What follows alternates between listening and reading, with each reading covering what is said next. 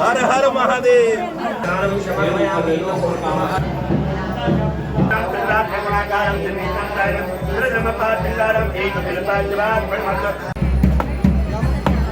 भगवान कोटेश्वर महादेवाय नमो नमः। मंत्र पुष्पांजलि समर्पयामि। हरि नमस्कार, मैं हूं सुनीत चौधरी और आप देख रहे हैं पहाड़ी सफरनामा। सावन मास चल रहा है इन दिनों और मैं कोटेश्वर महादेव मंदिर में हूं और तमाम तस्वीरें मैं आपको दिखाऊंगा कि आज एक विशेष दिन है नाग पंचमी का और उसको लेकर के तमाम श्रद्धालु यहां पहुंचे हुए हैं।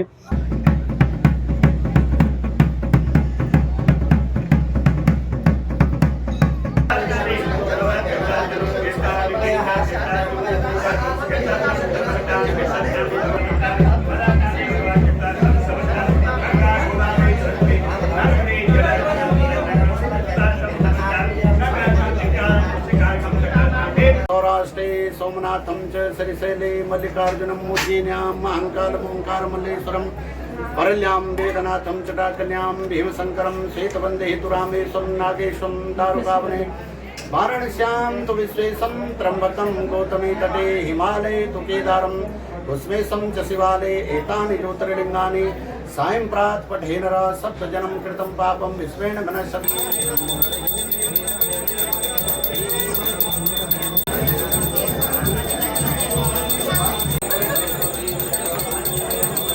कोटेश्वर ब्रह्मराक्षस भगवान कोटेश्वर महादेवाय नमो नमः। मंत्र पुष्पांजलि समर्पयामि। मेरे साथ पंडित अरविंद डिमरी जी हैं, मैं उनसे भी चर्चा करूंगा।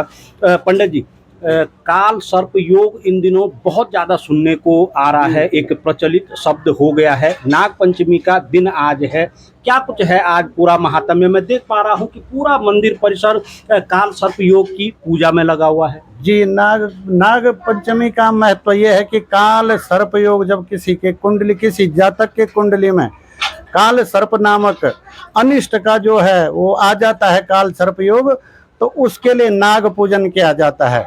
नागों का पूजन, जिसमें 3 जोड़े नाग नागिन के दान किए जाते हैं, चांदी, तांबे और लोहे के। नाग जो राहु का जो देवता है, आदि देवता है, उनका जो है काल है, और प्रत्यादि देवता जो है उनका जो है सर्प महाराज जी हैं, नाग महाराज जी हैं। और राहु केतु को प्रसन्न करने के लिए, इस जो है राहु केतु को शांत करने के लिए, जो काल सर्प नामक दोष है उसको शांत करने के लिए नागों की पूजा की जाती है। चांदी वाले नाग भगवान शिव को अर्पण किए जाते हैं। तांबे और लोहे वाले नाग नागिन जो है कच्चे नारियल पे बांध करके, जिस जातक का काल सर्प योग है उसके ऊपर 7 बार घुमा करके नदी में प्रभावित किया जाता है। उसके जो है अनिष्ट शांत होते हैं। अनिष्ट किस प्रकार करता है काल सर्प योग? अनिष्ट इसका कारण, जब काल सर्प दोष आता है, जैसे किसी बच्चे का काल सर्प योग आया तो उसका पढ़ने में मन नहीं लगता है, वो जो है बीमार रहता है, बार बार चल बिचल पर प्रकृति उसकी हो जाती है। और जैसा कोई बड़ा है, नौकरी की तैयारी कर रहा है, तो नौकरी में जब उसका राजयोग बनता है तो राजयोग को खंडित भी करता है काल सर्प योग। और जिसकी किसी की जब शादी योग्य होता है तो शादी में जो अड़चने आती हैं वो राहु केतु की वजह से आती हैं। इसलिए जो है राहु केतु का जो है पूजन के लिए नागदान किया जाता है। और इस विशेष और खास करके कोटेश्वर महादेव में इस काल सर्प का पूजन विशेष महत्वकारी है। भगवान कोटेश्वर के प्रांगण, कोटेश्वर भगवान जी के समीप ये जो है अत्यंत ही सुखदायी है। जो इस काम को कोटेश्वर महादेव में करता है उसका जो है अनिष्ट दूर होता है, वो यशस्वी रहता है, दीर्घायु रहता है और उसकी मनोकामना पूर्ण होती है और काल सर्प नामक दोषों से हमेशा के लिए शांत हो जाता है। ये यहाँ का विधान है। भगवान कोटेश्वर महादेव में इसकी विशेष पूजा का महत्व माना गया है।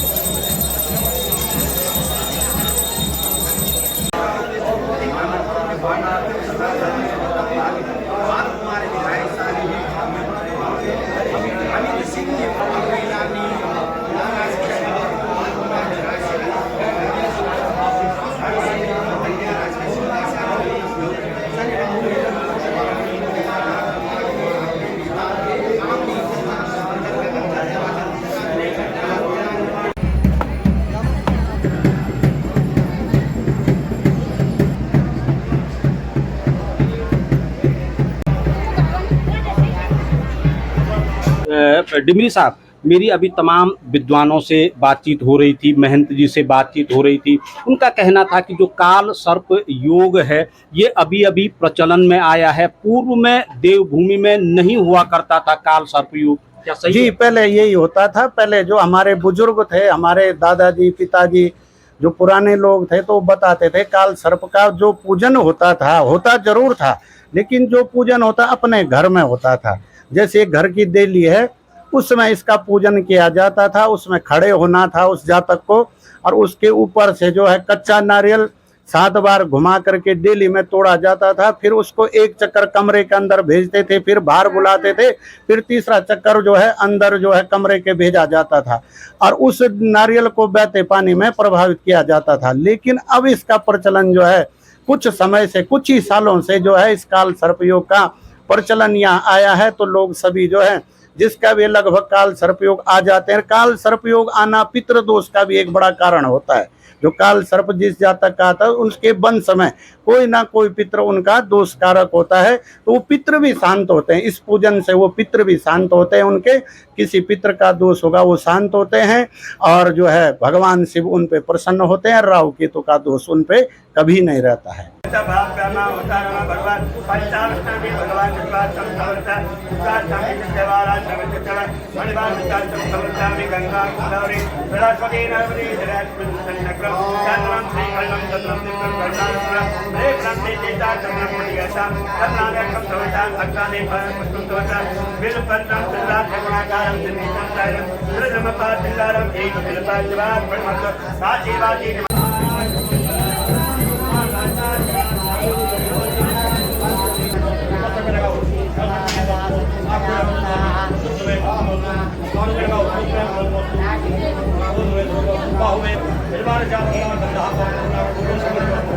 आचार्य जी, नाग पंचमी का जो दिन है वो आज है, पर्व आज है, क्या है ये नाग पंचमी अगर मैं बात करूं?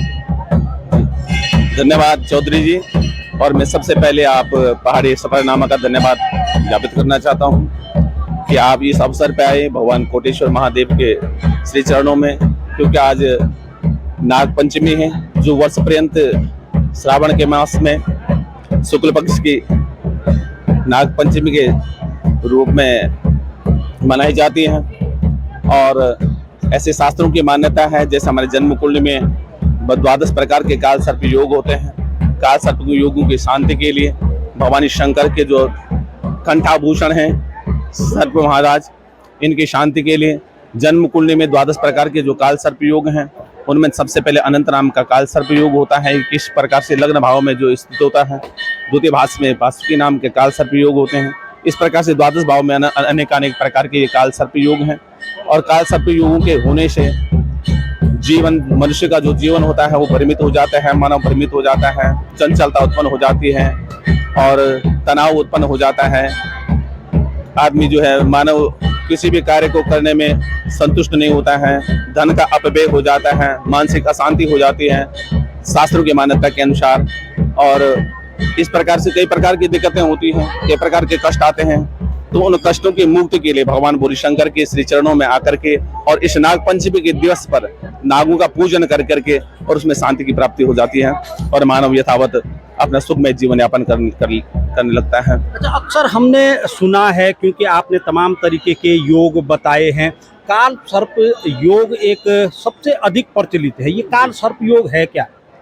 जैसे काल सर्प योग जन्म कुंडली, जैसे हमारी जन्म कुंडली है, जन्म कुंडली के मध्य जो होते हैं, जब सबसे पहला भाव होता है लग्न भाव, और लग्न भाव के मध्य जैसे अगर ग्रह है, सर्वप्रथम लग्न में राहु है और लग्न का सप्तम भाव होता है सप्तम स्थान में केतु, और केतु के होने से अगर एक ही दिशा में ग्रह हैं तो ग्रह क्या होते हैं, एक बंद अवस्था में होते हैं, माने छाया में ग्रह हो जाते हैं। वो ग्रह किसी प्रकार का कोई कार्य नहीं कर सकते। अनंत नाम का काल सर्प योग जब जो है जन्म कुंडली के लग्न भाव में राहु का आना, सप्तम भाव में केतु का होना और ग्रहों की एक ही दिशा में होना, तो ये अनंत प्रकार का काल सर्प का नाम योग हो जाता है। अनंत प्रकार के काल सर्प योग होने से धन का अपव्यय होता है, मानसिक अशांति होने लगती है, मन भ्रमित होने लगता है, आदमी अब बन बनाए कार्य रुकने लगते हैं। ये अनंत काल सर्प के योग के लक्षण होते हैं, क्योंकि ग्रह एक ही दिशा में होते हैं। बोलते हैं कि जैसे अंधेरे में ग्रह हैं, और अंधेरे में जब ग्रह होते तो किसी प्रकार का अंधेरे में कोई काम कुछ नहीं कर सकते हैं।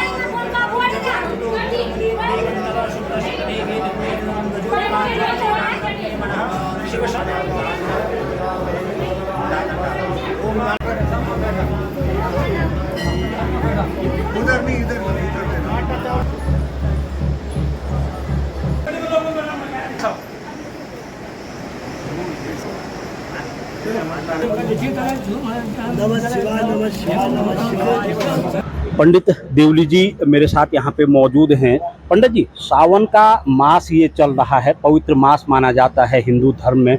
ऐसे में आज एक विशेष दिन बताया जा रहा है जिसे कि नाग पंचमी के रूप में कहा जाता है। क्या है ये नाग पंचमी? नाग जो कहा जाता है शास्त्रों के अनुसार राहु और केतु के बीच में, जब द्वादश स्थानों में कहीं पर भी राहु और केतु के बीच में समस्त ग्रह पड़ जाते हैं तो काल सर्प योग दोष माना जाता है। राहु को सर सर्प का और केतु को पूंछ कही जाती है। इनके बीच में अगर प्रत्येक 7 ग्रह पड़ते हैं तो पूर्ण काल सर्प योग बनता है। और काल सर्प योग भी 12 प्रकार के होते हैं, जो कि प्रथम जो काल सर्प योग होता है लग्न से सप्तम भाव के बीच में राहु और केतु के बीच में जब ग्रह पड़ते हैं, इसी प्रकार से द्वितीय और अष्टम भाव में, तृतीय और नवम भाव में, चतुर्थ और एकादश भाव में और पंचम और द्वादश भाव में, जब इस प्रकार से राहु और केतु के बीच में समस्त ग्रह पड़ते हैं तो काल सर्प योग कुंडली का भाव बनता है। नहीं, जैसे हमने राहु केतु की शांति को लेकर तमाम बातें तो सुनी थी, मगर जो इन दिनों काल सर्प योग का विशेष एक महत्व माना जाता है, ये क्या है काल सर्प योग? विशेष तौर पर काल सर्प योग मैंने आपको पहले बताया था कि राहु और केतु के बीच में जब समस्त ग्रह पड़ते हैं, लेकिन आज पहले उत्तराखंड के लिए, देवभूमि के लिए काल सर्प योग नहीं माने जाते थे। राहु और केतु का जब ग्रह दान किया जाता था तो तुला दान के रूप में किया जाता था, उनको तुला दान के रूप में तोला जाता था, व्यक्ति के भार के बराबर दान किया जाता था। तो अब नए प्रचलन के आधार पर पहले देवभूमि थी उत्तराखंड में, तो उत्तराखंड में काल सर्प योग का महत्व नहीं था, केवल राहु और केतु के रूप में तुला दान ही किया जाता था। लेकिन आज चलन के रूप में है, उत्तराखंड में भी काल सर्प योग का महत्वपूर्ण योग बन चुका है। और जब काल सर्प योग होता है तो अनेक प्रकार के दोष उत्पन्न होते हैं। व्यक्ति की जो विकसित भावनाएं होती हैं, रिद्धि भावनाएं होती हैं, सिद्धि भावनाएं होती हैं, और जो संतति और संपत्ति का योग बनता है इन राहु और केतु के कारण, क्योंकि ये दुष्ट ग्रह हैं। राहु और केतु सर और पूंछ के रूप में माने जाते हैं। आजकल उत्तराखंड में भी ये चलन अत्यधिक हो चुका है। वैसे आज जो नाग पंचमी होती है वो शेष नाग के रूप में पूजी जाती है, जबकि काल सर्प योग की जो शांति की जाती है वो बुधवार को की जाती है, अश्लेषा नक्षत्र को की जाती है। इस प्रकार से की जाती है इनकी शांति। वैसे योगों में भी आता है और करण में भी आता है कि ऐसा योग बनेगा, ऐसा करण बनेगा, तो उस दिन भी काल सर्प योग की शांति की जाती है। हर हर महादेव, जय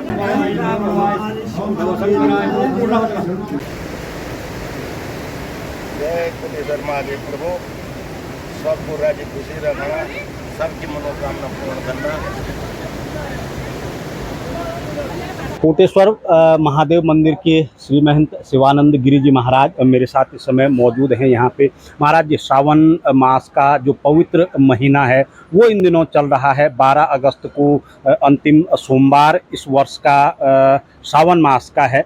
ऐसे में हजारों जो श्रद्धालु हैं वो कोटेश्वर धाम में पहुँच रहे हैं, मगर आज एक विशेष दिन भी है, नाग पंचमी जिसे कहा गया है क्या इस दिन का?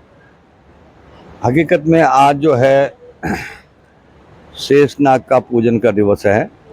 आज विशेष करके नाग पंचमी को लोग जो हैं, पूर्व काल में तो आज ही जो है हमारे यज्ञोपवीत इत्यादि का पूजन भी होता था। सबसे बड़ी बात तो ये थी कि आज के दिन ही यज्ञोपवीतों को प्रतिष्ठा की जाती थी और उन्हीं को जो है फिर अपने रक्षाबंधन को हम लोग अपने यजमानों को देते थे। आज विशेष ये है कि वर्तमान समय में जो काल सर्प योग नाम का एक योग बना है, वर्तमान समय में ये बहुत सुना जा रहा है। इसके परिप्रेक्ष्य में लोग जो हैं नाग नागिन का पूजन करते हैं और इनके पूजन से मनुष्य की जो मार्ग में बाधाएं हैं, अनेक प्रकार की व्यतिक्रम जो होते हैं, ग्रह दोष इत्यादि निवारण के लिए इसका कार्य किया जाता है। विशेष राहु और केतु के मध्य जब अन्य ग्रह आ जाते हैं तो इस युति को लोग काल सर्प योग कहा जाता है और इसका पूजन का ये आज का बहुत विशेष पर्व है, क्योंकि आज नाग देवताओं का पूजन का दिन था और दिन है।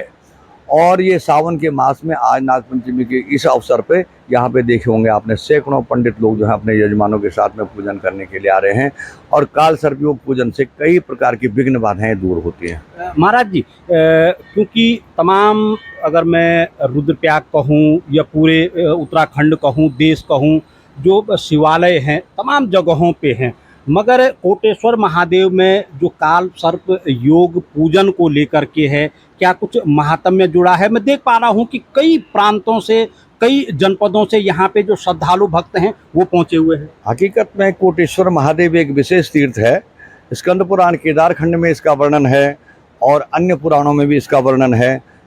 स्पष्ट रूप से लिखा हुआ है कि कोटेश्वर महादेव कलयुग में प्रत्यक्ष फल प्रदान करने वाला है। कोटेश्वर महादेव में 1 कोट शिवलिंग माने जाते हैं, हमारे यहाँ मान्यता है।